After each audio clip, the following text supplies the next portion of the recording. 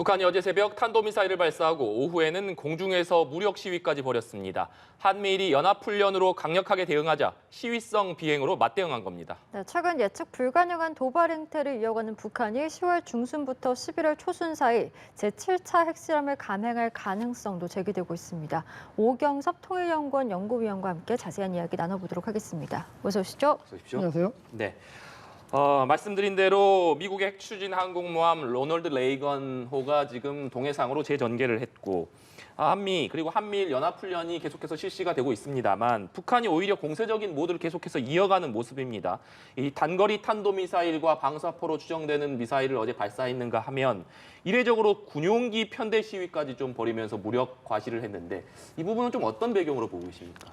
지금 북한이 상당히 계산된 방식으로 도발 수준을 꾸준히 높여가고 있습니다. 지금 이 북한의 무력 시위나 이 도발은 일석이조 효과가 있다고 생각이 됩니다. 왜냐하면 지금 북한이 이 탄도미사일 발사를 하고 실험을 하고 있는데 네. 이건 한미 연합훈련에 대한 어떤 맞대응 형식으로 북한이 이걸 하고 있습니다. 그러니까 한미 연합훈련에 맞대응해서 탄도미사일 발사를 하고 있는데 이게 사실은 탄도미사일 성능을 개량하기 위한 실험을 하고 있는 거죠. 그러면서 자기들이 실험을 하는 명분을 하나는 얻는 거고요. 또 다른 한편으로는 한미 연합훈련에 대해서 북한이 계속적으로 반발을 해왔습니다. 네. 그래서 우리가 이제 북한의 어떤 비핵화를 유도하기 위해서 압박하기 위해서 그런 차원에서 한미 연합훈련을 하고 있는데 북한은 이 한미 연합훈련을 중단하라고 하는 그 메시지를 이 탄도미사일 발사라든가 또는 군용기 훈련이라든가 이런 도발 수준을 올림으로써 강하게 자기들의 의사표현을 하고 있다 이렇게 볼 수 있을 것 같습니다. 예, 북한이 어제 오후 2시쯤에 폭격기 4대 그리고 전투기 8대를 동원해서 특별감시선 이남으로 또 시위성 비행을 하기도 했습니다. 특정 지역에서는 공대지 사격 훈련까지 벌인 것으로 지금 추정이 되는데 앞서서 개선된 수준으로 도발 수위를 높여가고 있다. 이것이 지금 한미 연합훈련이 이루어지고 있는 것에 대한 어떻게 보면 말씀해주신 경고의 메시지라고 보면 되겠습니까? 예, 그렇습니다. 북한이 이제 지금 군용기를 가지고 공대지 사격 훈련을 한다든가 편대 비행을 한다든가 이런 건 지금 이례적인 일입니다. 한미연합훈련 했을 때 되게 북한이 그 도발에 반발하는 형태는 뭐 탄도미사일 발사라든가 이런 걸 통해서 이제 어떤 반발하는 자기들의 의사표현을 했고 또는 이제 비난 성명을 발표하기도 했었죠. 그런데 이번에 이제 군용기가 거의 뭐 12대가 그 공대지 미사일 시험이라든가 또는 편대 비행을 했기 때문에 그런 거 이제 북한이 그 한미 연합 훈련에 대해서 상당히 강력하게 반발하고 있다고 하는 그런 의사 표현이다 이렇게 볼 수 있을 것 같고 지금 도발 수준도 과거에는 없었던 방식의 지금 도발을 하고 있는 거기 때문에 예. 상당히 계산된 방식으로 이 도발 수준을 끌어올리고 있다. 그러면 뭔가 북한이 이 도발을 해나가고 있는 그 계산된 이유가 있을 것이다 이렇게 볼 수 있을 것 같습니다. 네. 그런데 궁금한 부분이 사실 저희가 알고 있기로는 북한 공군력이 한미의 어떤 연합 공군력에 비해서는 한참 열악한 수준으로 알고 있지 않습니까? 그럼에도 불구하고 북한이 이례적으로 편대 비행을 하면서 무력 시위에 나선 것은 좀 어떤 이유라고 봐야 될까요? 예, 그 북한 공군력이 우리 공군력에 비교한다면 뭐 상대할 수 있는 수준이 아니죠. 그럼에도 불구하고 북한이 군용기 훈련을 했다는 건 의미하는 바가 상징하는 바가 상당히 크다고 봅니다.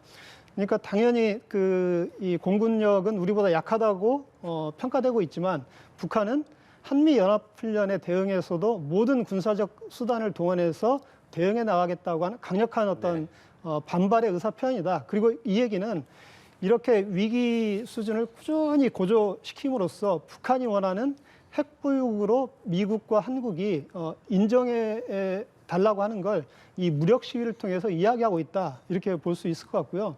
북한의 어떤 이런 그 공세적인 행태는 앞으로도 계속될 가능성이 높다고 봅니다. 예, 주목되는 것이 이제 북한의 반응인데 최근 연이은 탄도미사일 발사에도 불구하고 공개적인 언급은 하지 않았었거든요. 그런데 어제 마침내 좀 입을 열었습니다. 외무성 보도문 형식으로 유엔 안보리 회의 소집과 한미해상 연합훈련에 대해서 반발을 했습니다. 최근 6개월간 침묵을 유지해오다가 다시금 입을 연 그 배경은 또 어떻게 보고 계신지요? 예, 그 외무성 성명 내용을 좀 잘 살펴볼 필요가 있는데 성명의 핵심은 이런 겁니다. 항공모함이 들어오고 한미연합훈련을 하니까 우리는 탄도미사일을 발사했다. 그런데 이걸 유엔 안보리로 끌고 가는 건 우리에 대한 탄압이다. 이런 식으로 지금 얘기를 하고 있습니다. 북한이 가장 지금 두려워하는 건 유엔에서 대북 제재가 강화되는 것을 가장 두려워하고 있습니다. 그래서 뭐 북한이 하노이 정상회담에서도 경제 제재 해제를 계속 요구했었습니다.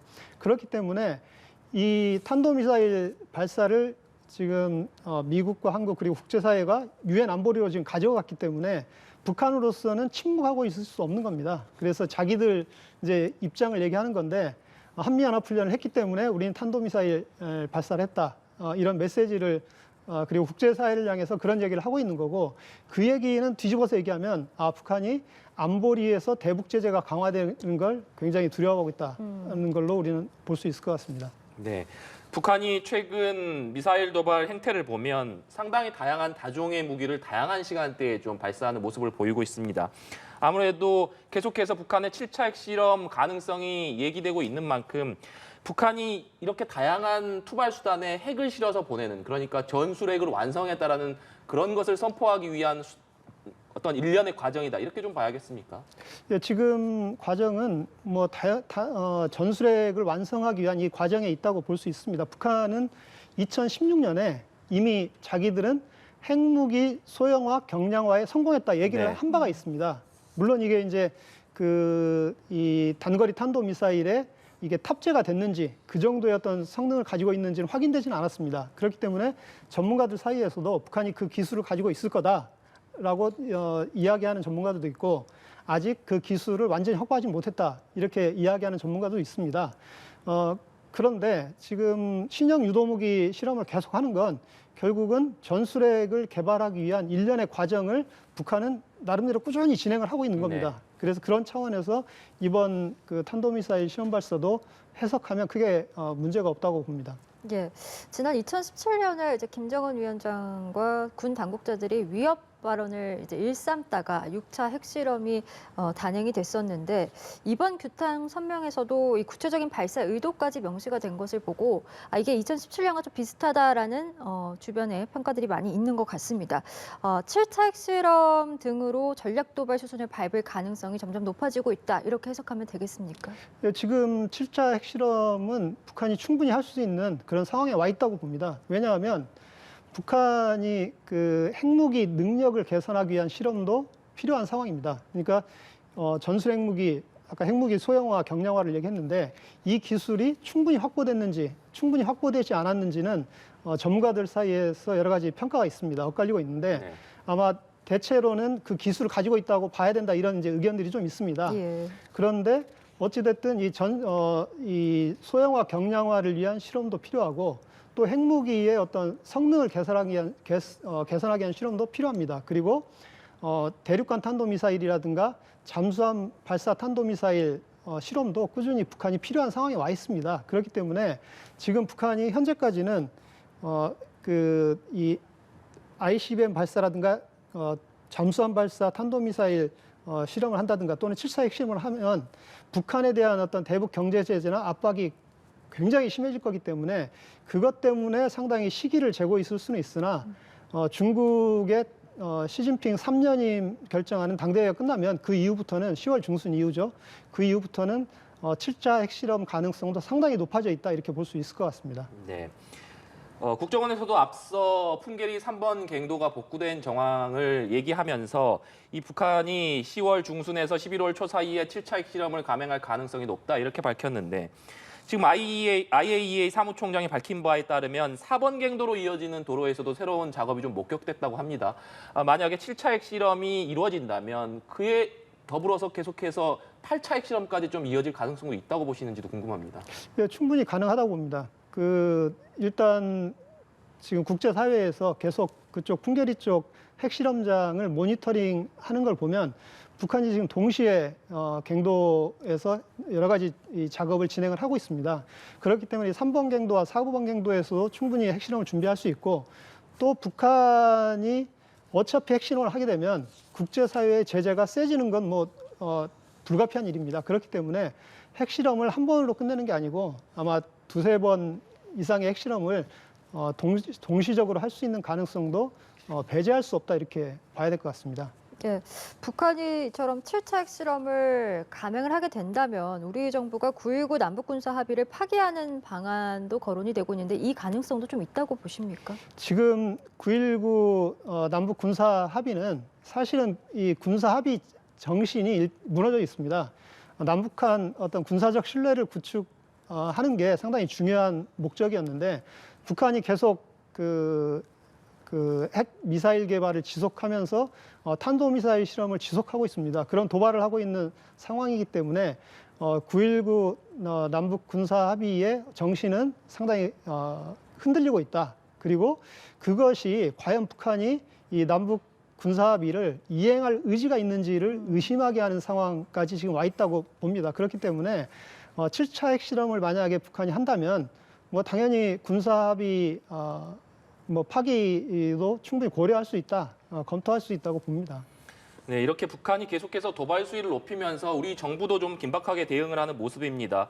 어제는 윤석열 대통령이 기시다 후미오 일본 총리와 통화를 하기도 했고 오늘은 한미일 3개국 북핵 수석 대표가 유선 협의를 가졌는데 여기서 발표된 내용을 보면 이 북한의 암호화폐 탈취를 통한 핵 미사일 자금 조달을 차단하기 위해서 노력하겠다 이런 입장을 밝혔거든요. 실제로 북한이 암호화폐 탈취를 통해서 북한 핵과 미사일 개발에 좀 들어가는 자금의 규모 어느 정도 되는지가 좀 궁금한데요.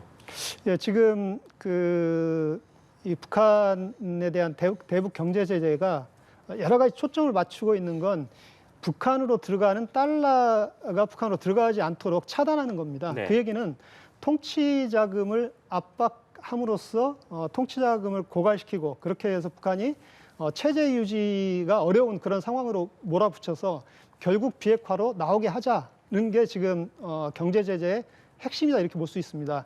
그런데 유일하게 지금 차단되지 않고 있는 게 암호화폐 탈취입니다. 이 암호화폐 탈취는 북한 사이버 부대가 있고 이 사이버 부대에서 전 세계적으로 이 암호화폐 거래소들을 해킹 공격에서 탈취를 하고 있는 상황입니다. 그렇기 때문에 그 금액이 정확히 어느 정도인지는 이제 확인을 해봐야 될 것 같은데 상당한 수준의 액수를 네.